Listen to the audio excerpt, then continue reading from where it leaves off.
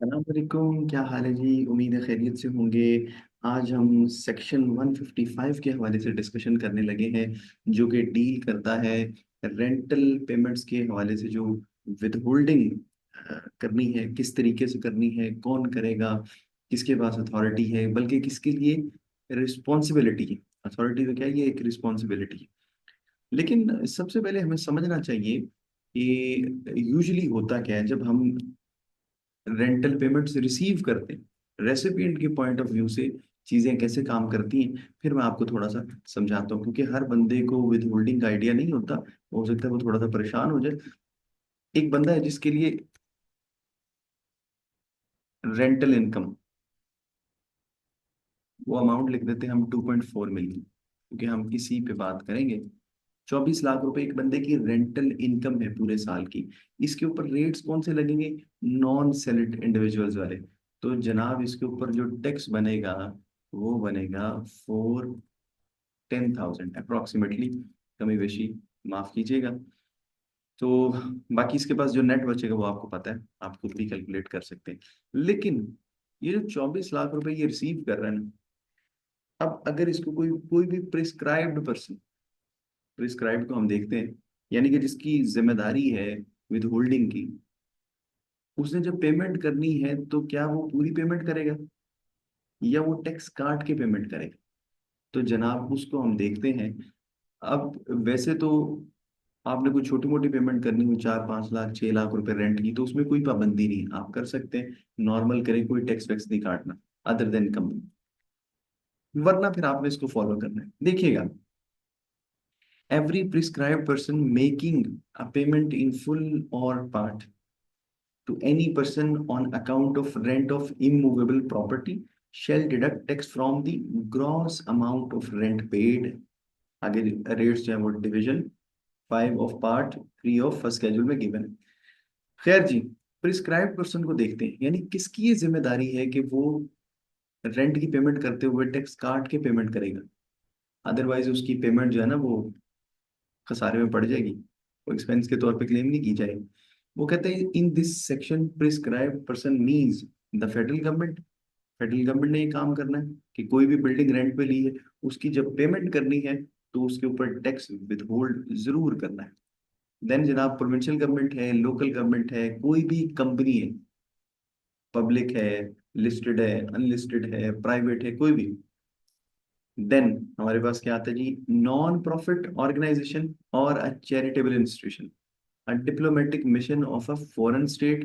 Then जनाब, private educational institutes आ रहे हैं, boutique, beauty parlour, hospital, clinic और जनाब मैटरनिटी होम। देन उसके बाद क्या आ रहा है जी? इंडिविजुअल्स, ये इंपॉर्टेंट है। इंडिविजुअल्स और association of persons paying gross rent of ₹1.5 million and above in a year. यानी कि मैं हूं, आप हैं, या कोई एओपी है, वो जो पेमेंट करती है ना रेंट की, अगर अगर वो अमाउंट कितनी है जी? 15 लाख या उससे ज्यादा, 15 लाख पे भी एप्लीकेबल, तो फिर आपने टैक्स विद हेल्ड करना। विद होल्डिंग करने के बाद पेमेंट करनी, टैक्स काटने के बाद पेमेंट करनी है, पूरी पेमेंट नहीं करनी। उसके बाद वो कह रहे जी, any other person notified by the board for the purpose of this section. अब इसको जाके हम जरा देखते हैं कि ये किस तरीके से हमने इसको मैनेज करना है, कैसे हमने अपनी जनाब पेमेंट करते हुए टैक्स काटना है। एनुअल रेंट हम यही फिगर ले लेते हैं, 24 lakh. 2.4 million is annual rent. अब इसके ऊपर हमने क्या करना है? इसके ऊपर एनुअल टैक्स कैलकुलेट करना है। एनुअल टैक्स कैसे कैलकुलेट होगा? चले जी, आपको फिर उधर ही लेके चलते हैं। आपका एनुअल टैक्स कैलकुलेट होगा अंडर सेक्शन 155। 3 लाख रुपए तक कोई टैक्स नहीं, 3 से 6 तक 5% है, और 6 लाख से 2 मिलियन तक यानी कि 20 लाख रुपए तक इस तरह से टैक्स है। 6 लाख रुपए तक तो 15,000 रुपए, उससे ऊपर 10% है।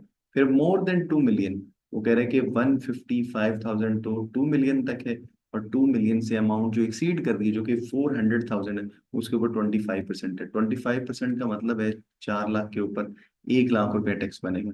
और अप टू 2 मिलियन कितना बनेगा? 155। तो ये टोटल कितना हो गया? 255,000 रुपीज। कितना? 2,55,000 रुपीज। हम यहाँ पे लिख देते हैं 2,55,000 रुपये हमारा एनुअल बेसिस पे टैक्स बनता है। अब मंथली बेसिस पे आपने रेंटल पेमेंट्स करनी है तो किस तरीके से करनी है? आपका मंथली रेंट कितना बनेगा? डिवाइडेड बाय 12, 2 लाख रुपए। अब टैक्स को क्या करें? इसको भी डिवाइडेड बाय 12 कर लें, 21,250। तो आपने जब पेमेंट करनी है ना 2 लाख में से, ये जनाब काट के डिडक्ट करके विथ होल्ड करके आपने 1,78,750 रुपए की पेमेंट करनी है। अब होगा क्या? पूरे साल में इस बंदे का, यानी कि जो रेसिपिएंट है, जो ऑनर ऑफ प्रॉपर्टी है, इसका टैक्स जो एनुअल बेसिस पे बन रहा है 410,000 बन रहा है, लेकिन जो विदहेल्ड हो चुका होगा वो एडजस्ट हो जाएगा। विद होल्डिंग टैक्स एडजस्ट हो जाते हैं ना, जो इसका विदहेल्ड हो चुका होगा वो 255,000 होगा, और इसने रिमेनिंग पे कर देना है। रिमेनिंग कितना बचता है? 410 में से आप 255,000 माइनस कर दें, ये इसकी लाइबिलिटी बन जाएगी। इसको आप एडमिटेड इनकम टैक्स का नाम दे दें, चालान बनाए और उसको पे कर दें। मेरा ख्याल है कोई ज्यादा मुश्किल काम नहीं। दोनों के पॉइंट ऑफ व्यू से हमने देखा। जिस बंदे ने पेमेंट करनी है उसने इस चीज का ख्याल रखना है कि अगर पेमेंट 15 लाख या उससे ज्यादा है इंडिविजुअल और एओपी के लिए, हम उसी को ज्यादा बेस बना रहे हैं। बाकी हम ना तो फेडरल गवर्नमेंट है, ना प्रोविंशियल गवर्नमेंट है, ना लोकल गवर्नमेंट है, तो इसलिए हम एओपी और इंडिविजुअल के पॉइंट ऑफ व्यू से चल रहे हैं। लेकिन अगर कोई कंपनी हो तो उसके लिए तो हर हाल में इसको फॉलो करना जरूरी है। इवन 3 लाख रुपए से अमाउंट बढ़ रही है ना, मतलब 3 लाख तक तो नहीं आपने करना, 3 से ऊपर अमाउंट बढ़ रही है तो उसने फिर उसके ऊपर टैक्स काट के फिर पेमेंट करनी है। ठीक हो क्या जी? ये ख्याल रहे। अब क्या करना है? एनुअल रेंट लेना है, उस पे जाके स्लैब रेट के मुताबिक टैक्स देखना है, टोटल एनुअल टैक्स। उसको जनाब डिवाइड कर देना मंथली से, या आप यहाँ पे भी कर सकते हैं, देखिए ना, यहाँ पे भी किया जा सकता है। आप एनुअल रेंटल पेमेंट्स में से एनुअल टैक्स की अमाउंट जो है वो माइनस कर दें। अब ये जो बचता है इसको डिवाइडेड बाय 12 कर लें, फिगर यही आएगा कि आप मंथली बेसिस पे पेमेंट करना शुरू कर दें। और जो आपने विदहेल्ड किया है, डिडक्ट किया है, वो आपकी जिम्मेदारी है कि आपने एफबीआर को पे करना है। वो ये नहीं कि आप खा पी जाएं। नहीं नहीं नहीं, जिम्मेदारी का मतलब है कि एफबीआर ने आपके ऊपर ट्रस्ट किया है, उसने आपको अपना एजेंट बनाया कि मेरे बिहाफ पे आप टैक्स कलेक्ट करके फिर मुझे जमा करवाओ। और फिर जो बंदा रेसिपिएंट है या रिसीवर है, उसने क्या करना है? उसने अपनी इनकम डिस्क्लोज करनी है। और इनकम में ना एक एक्सेप्शनल पॉइंट है कि जब भी आप ग्रॉस रेंटल इनकम रिपोर्ट करेंगे तो उसके ऊपर एक वो 1/5 ऑफ रिपेयर अलाउंस देगा। वो मैंने इनिशियल ही डिस्कस नहीं किया कि लोग कंफ्यूज ना हो, लेकिन अभी मैं डिस्कस कर रहा हूँ। खैर मैंने जो है ना उसको नेट ऑफ करके मैंने फिर लिया है, ताकि किसी किस्म की कोई कंफ्यूजन या परेशानी ना रहे। हो सकता है कोई बिगनर भी हो देखने वाला, तो मैंने उसका भी ख्याल किया। जो लोग वो 1/5 को जानते हैं उनको पता है कि कोई मसला नहीं। अब रेंट है जी, रिसीव हुआ 2.4 मिलियन, उसके ऊपर जो टैक्स बनता है, अब ये कैसे आया 410,000? ये भी एक सवाल है, 410 कैसे आया? हाँ जी, चलते हैं, हम चल के इसके ऊपर देखते हैं टॉप पे। ये देखिए,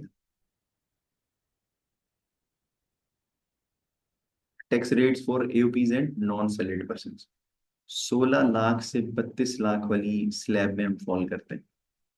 ऐसे ही 16 लाख तक तो 170,000, उससे ऊपर जो अमाउंट है वो कितनी है?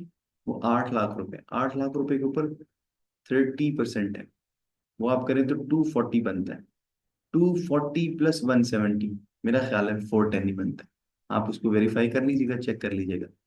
उसमें से फिर जो विदहेल्ड हो चुका ऑलरेडी, उसको हम माइनस कर देंगे, एडजस्ट कर लेंगे, और जो रिमेनिंग बचेगा वो हम पे कर देंगे। हाँ, अगर कोई रेंट के हवाले से कोई डिडक्शंस हो तो वो आपका राइट है, वो आप जरूर क्लेम करें, जो भी खर्चे वर्चे हैं। और फिर उसके बाद आपने ये सारी कैलकुलेशंस करनी है। लेकिन मैं यहाँ पे खर्चों को इग्नोर करते हुए, क्योंकि हमारा जो लेक्चर था वो इस चीज़ पे नहीं था कि हम इनकम फ्रॉम प्रॉपर्टी को कैसे मैनेज करेंगे, बेसिकली हमने बात करनी थी इसके विद होल्डिंग के हवाले से। तो इसलिए मैंने कुछ चीज़ों को स्किप किया है, और समराइज करते हुए इसको मैं अब ख़त्म कर रहा हूँ। आपसे फिर मुलाकात होगी। अपना ख्याल रखिएगा, हमें दुआओं में याद रखें। अल्लाह हाफिज।